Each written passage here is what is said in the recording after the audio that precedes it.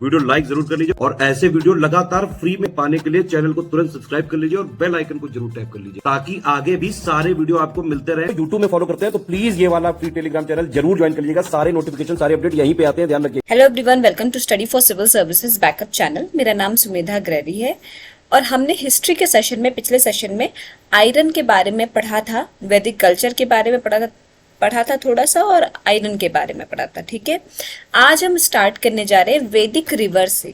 ठीक है, वैदिक काल में जो नदियां थी प्रमुख, उनके बारे में आज हम जो है डिस्कस करेंगे। ठीक, तो टोटल कितनी नदियां थी, कितनी जो है नदियां मेंशन थी? 31 रिवर जो है मेंशन है कहाँ पे? वैदिक संहिता में। वैदिक संहिता में आपके कितनी रिवर मेंशंस है?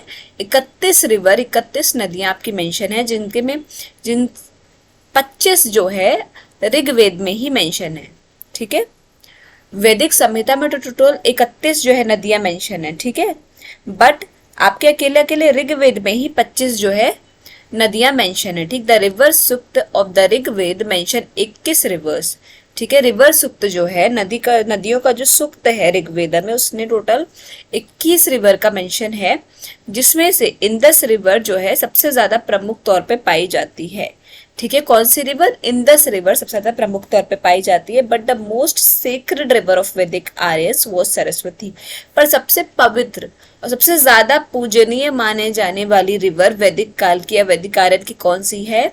सरस्वती। बहुत इंपॉर्टेंट लाइंस हैं ये सारी की सारी। ठीक है, सरस्वती जो है वैदिक आर्यंस की सबसे सेक्रेड रिवर थी, सबसे पवित्र रिवर थी। ठीक है, और जो बहुत फ्रिक्वेंटली पाई जाती है हमारी ऋग्वेदा में, बहुत बार उसका मेंशन है, बहुत ज्यादा उसका उल्लेख है, वो है आपकी इंदस रिवर। ठीक है, अब सरस्वती रिवर को और क्या कहा जाता है? उसको हेड ऑफ रिवर्स भी कहा जाता था। क्या कहा जाता था? Head of reverse. सारी नदियों का प्रमुख या सारी नदियों का हेड। ठीक है, सरस्वती रिवर को ही कहा जाता था। तो रिवर्स आपकी कितनी मेंशन है वैदिक संहिता में? 31 रिवर मेंशन है, जिसमें से अकेले ऋग्वेद में ही 25 रिवर्स आपकी मेंशन है, और 21 रिवर जो है, जो सूक्त है ऋग्वेदा का, उसमें मेंशन है। ठीक है, जिसमें से आपकी इंदस रिवर सबसे ज्यादा बार मेंशन है, सबसे फ्रीक्वेंटली मेंशन है। पर जो आपकी वैदिक आर्यंस की जो सबसे सेक्रेड, सबसे पवित्र नदी मानी गई, सबसे पवित्र रिवर थी, वो थी सरस्वती।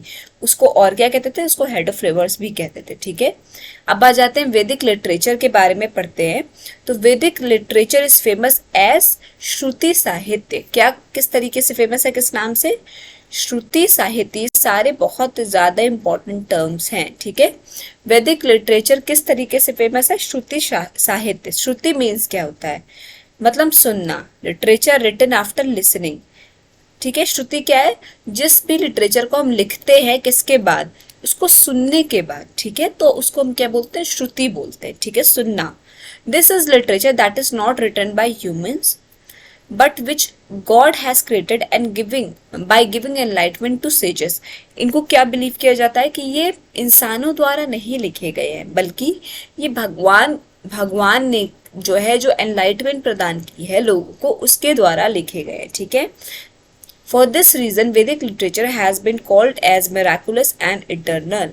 अब इसी वजह से वैदिक लिटरेचर को क्या कहा जाने लगा? मिराकुलस, मतलब जादुई, या फिर जो है बहुत ही जिसे हम कहेंगे बहुत ही इटर्नल, बहुत ही पवित्र चीज। ठीक है, बहुत ही इटर्नल और मिराकुलस। ठीक, द फर्स्ट 3 वेदास, जो पहले 3 वेद हैं, ऋग्वेद, सामवेद और यजुर्वेद, हमने पहले भी पढ़ा है, उनको क्या बोलते हैं? उनको वेद त्राई बोलते हैं। ठीक है, वेद त्राई। The Atharvaveda is not included in it because it describes secular subjects other than यज्ञ।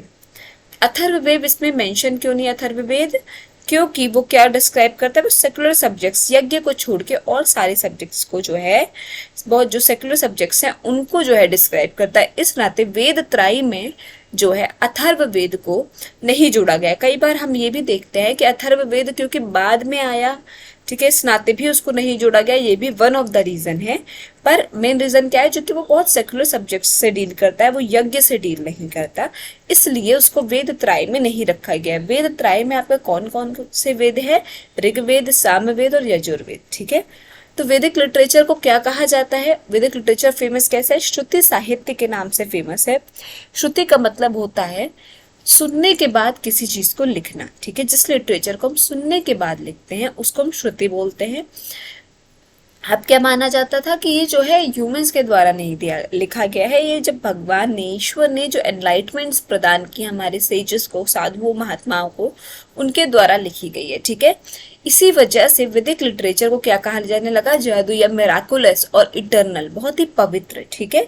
ये और वेद त्रय तो हमने पहले भी पढ़ा है कि ऋग्वेद, सामवेद, यजुर्वेद को वेद त्रय बोलते हैं।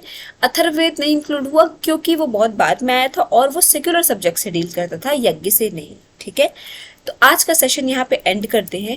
आई होप आपको समझ में आया होगा। कोई भी डाउट हो स्टूडेंट्स तो प्लीज कमेंट सेक्शन में कमेंट करके जरूर बताइएगा।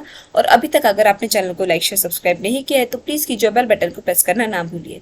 Thank you so much for watching.